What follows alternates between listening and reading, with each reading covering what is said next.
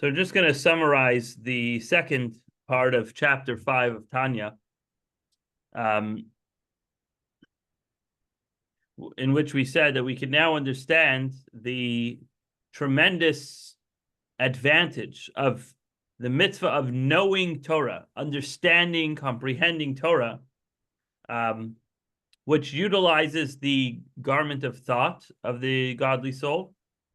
That has an advantage over the other mitzvahs which involve the garments of speech and action. Because whereas those mitzvahs, the speech and action ones, cause that the light of Hashem in those mitzvahs should surround the person from head to toe, kind of like a garment that surrounds the person.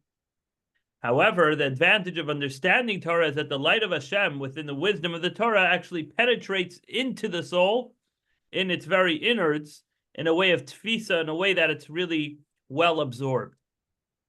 And that's why the Torah is called lechem. It's called bread. It's the sustenance of the soul, because just like physical bread sustains the body by converting into its flesh and blood, so too, through the wisdom of the Torah being understood very well in a person's intellect, to the point that it becomes one with him, the neshama receives a godly light from the infinite light of Hashem, because the infinite light of Hashem is in the Torah, because the Torah is the wisdom of Hashem. And that's why it says in Eitz Chaim, a Kabbalistic writing, that the garments of the souls in Gan Eden are the mitzvos, but the Torah is the food of the Torah that you learned in this world, ends up being the food of the souls in Gan Eden. That is when you learn Torah with the proper intent, meaning with the focus to connect your soul to Hashem. Now, till now, it sounds like we're describing the superiority of Torah study over mitzvah performance. However, now we're going to say that in Torah study, there also is the advantage contained in the garments of mitzvahs.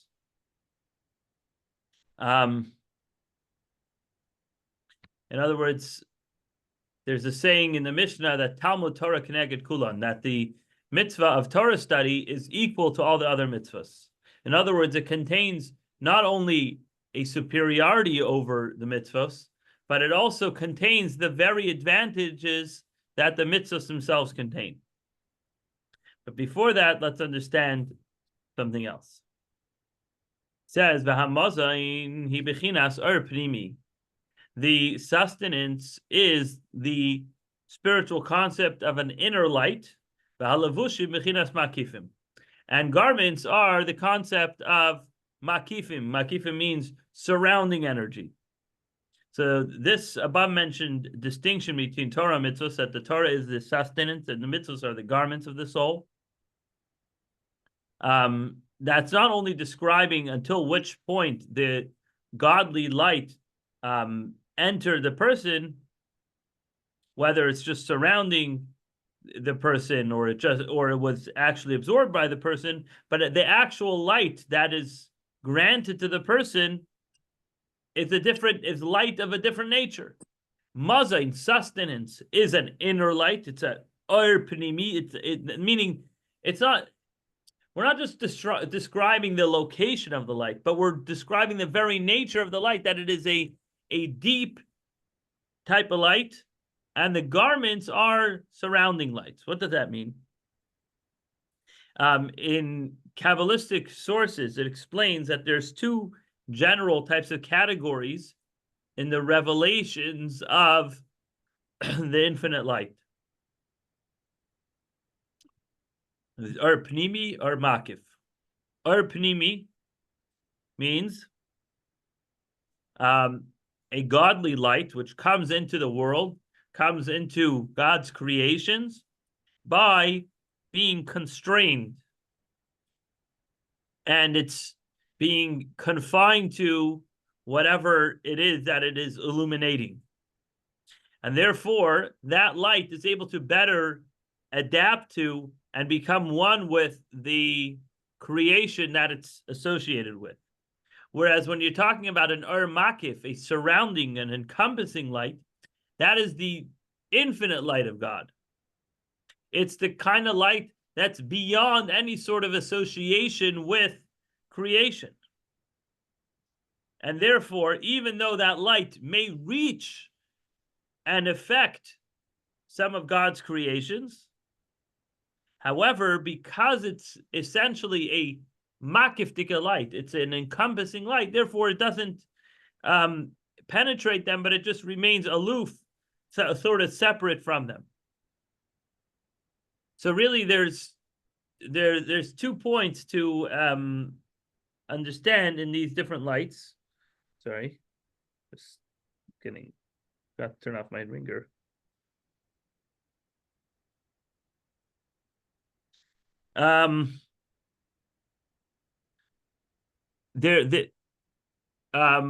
What again? Each of these 2 lights, the Or Pnimi and the Or Makif, has an advantage that the other one doesn't have. What's the advantage of the Or Makif? The Or Makif, the encompassing light, is a much greater, more intense light. It's an infinite light.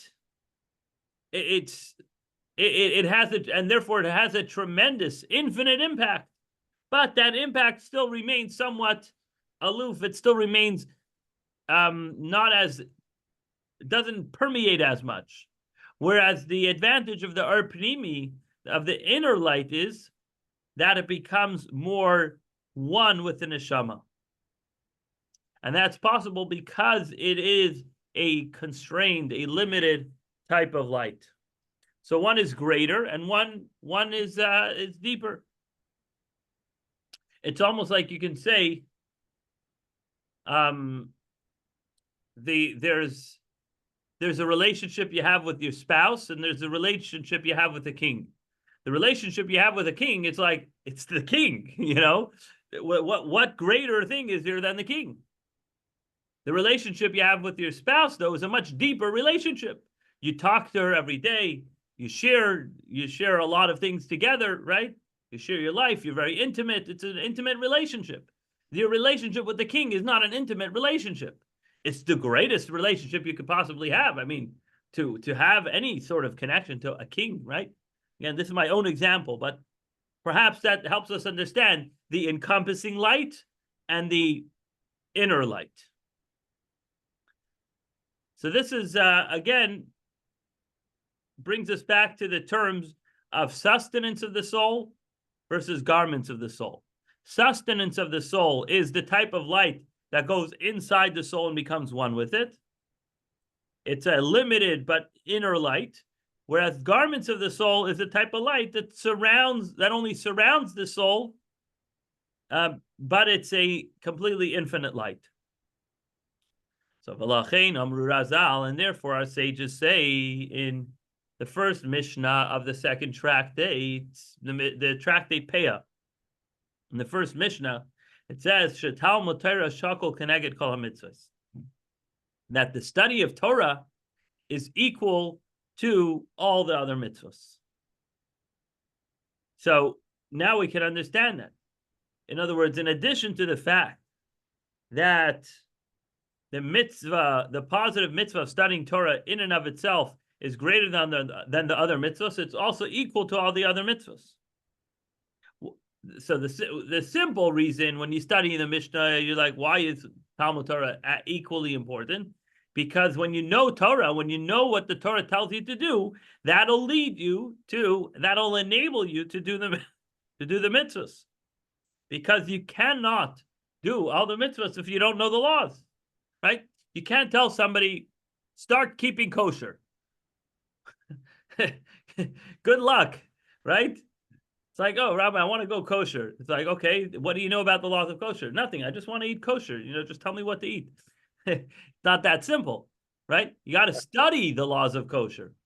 You got to study the laws of Shabbos. You cannot observe these kind of things without studying the laws. And therefore, studying Torah is equal to all the mitzvahs. But that's if you're studying the Mishnah without any deep Hasidic interpretation. That's a simple meaning of why it's so important to study.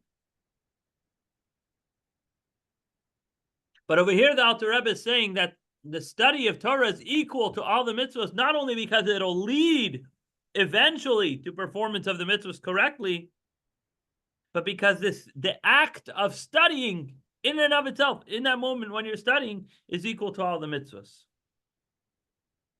Because the Torah contains even the benefit of the mitzvah itself. Why lefisha mitzvah saying levushim levad? Because the mitzvahs are, spiritually speaking, they are only garments. In other words, they only surround the person. The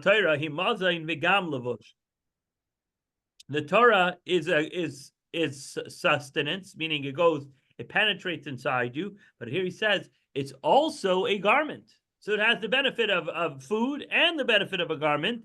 Lenefesh hamaskeles, to the soul that is thinking, shemislavish babiyuna v'limuda, that he is enclothing himself in it when he's learning it. In other words, just like we said, mitzvahs are like a garment that surrounds you. When you study Torah, not only do you eat it, so to speak, meaning not only do you absorb the Torah, but you're also immersed in the Torah. And in that sense, in the immersion aspect of learning Torah, that has the same advantage as doing mitzvahs. So while doing a mitzvah creates a connection with Hashem in a garment way, because it gets the surrounding, encompassing light, when you understand Torah, you actually have both advantages. You have the advantage of food, the inner light, and the advantage of garments of the surrounding light. Because the Torah contains the advantage of food, but also has the advantage of a garment of the surrounding light. As we said before, it's a wondrous unity. It's a unity where the material enters your brain and becomes part of the flesh of your brain. That information, that Torah knowledge, that halacha that you studied is now a piece of your flesh, but also during the act of study, you are immersed in that subject. So in terms of the closeness and the oneness that a Jew experiences with godliness, Talmud Torah, studying Torah, is equal to all the mitzvahs because it has the closeness of absorbing, of food, but it also has the closeness of being encompassed by this mitzvah. All of this is saying learning Torah with your mind alone, because you're putting it in your mind and you're putting your mind into it. How much more so if you're studying Torah and you're actually reciting the words. The words, the air that's emitted from my mouth is now spreading into the atmosphere, physically speaking, right? The very air that I'm breathing, the exhalation of recitation of words of Torah creates air around you that is now created by those very words of Torah. So imagine you say, Bereshis bara Elokim es hashamayim ve'es haaretz. Now there's air all around me, physically. There's physical matter. Now it might not be very dense matter. It's not rocks coming out of your mouth, but it's air, physical matter that is now created by holy words of Torah. Think about it. When you say words of Torah, you're literally surrounded with Torah. Unbelievable. So that breath of the Torah that you recited is an or makif. It's an encompassing light, as it's described in Pri Etz Chaim. So next time you open a book at home and you're reading from the parsha or whatever it is, make sure to say the words. Say the words out loud.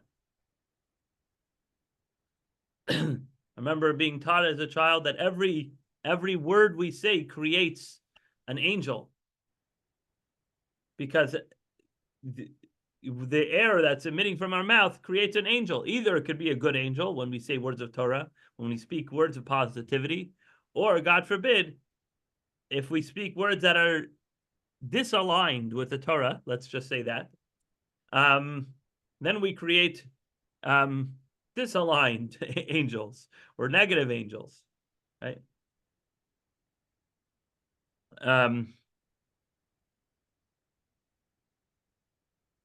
So when you learn Torah, not just in your mind, but actually by using your mouth, reciting words of Torah, how much more so in that case you have the advantage not only of the Torah being your sustenance, being absorbed into your brain, but you certainly have the garment element of Torah because the air all around you is now filled with Torah. Such a Torah study is certainly equal to doing any mitzvah in that it creates the garment, the encompassing light around you. So, in short, this kind of wraps up the whole chapter. Let's do a synopsis of the whole chapter. To understand the unique advantage in knowing Torah, we have to understand the term that is used in the Zohar. It says tfisa. Elijah says, "Leis machshava tfisa bach." No mind can grasp you. So the term tfisa is used for understanding an intellectual idea. Why is that? Because when a person understands something properly, adequately, then that idea, that piece of intellect is absorbed, it's grasped entirely inside the power of the mind. And that's in addition to the fact that your mind is sunken in, it's immersed in the study of that particular subject. And that's true with any subject you learn, whether that's mathematics, science, meteorology, or Judaism. And the same is true, of course, when you study Torah, which Torah is not just any study. This is literally the will and wisdom of Hashem. So when you understand halacha, when you absorb a halacha, when you make that halacha, when you make that piece of Torah a piece of your brain, you are grasping, you're holding on to and containing within you a piece of God's will and wisdom, which essentially is not graspable, but Hashem made it graspable for us. And that's a tremendous, wondrous unity that happens with godliness when we learn Torah. And now we can understand the advantage, the wondrous advantage that studying Torah, knowing Torah has over all the other mitzvahs. Because the study of Torah utilizes the garment of thought, whereas the other mitzvahs use the garment of speech and action. And the other mitzvahs cause the light of Hashem to surround the person like a garment which surrounds the body. But when you understand Torah, the light of Hashem actually becomes inside of you. It's absorbed in you.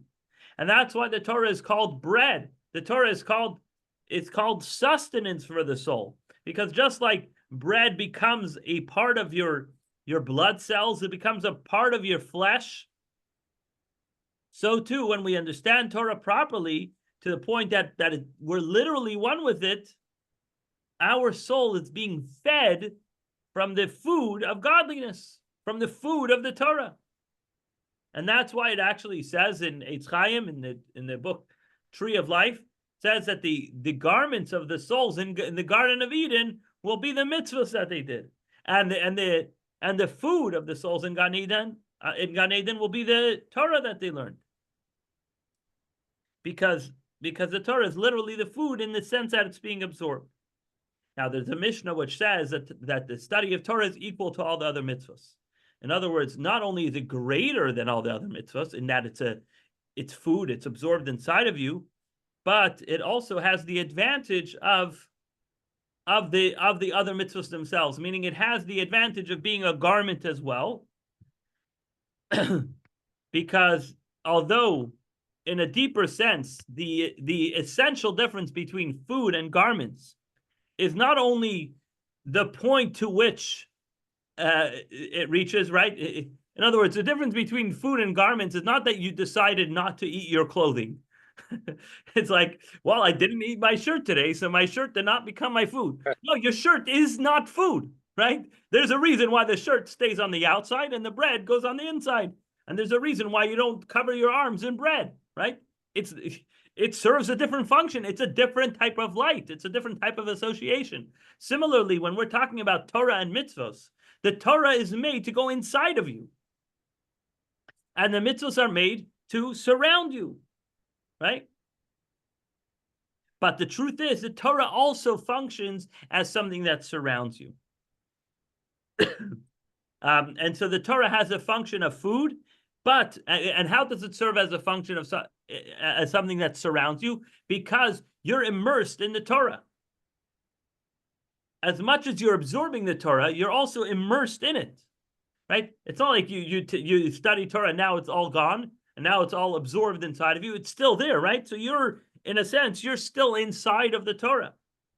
So when you study Torah, you absorb it. It has the advantage of food, and you get surrounded by it. It has and that's the advantage of garments.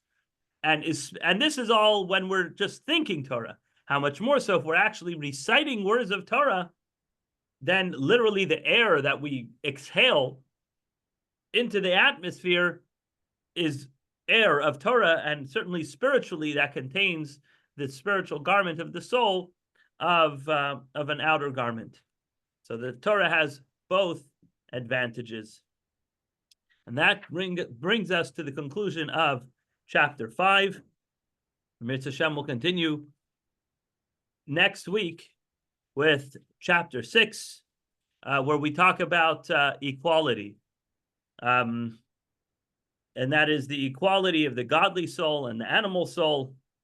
And because until now we were talking about the qualities of the godly soul, the 3 intellectual powers, the 7 emotional powers.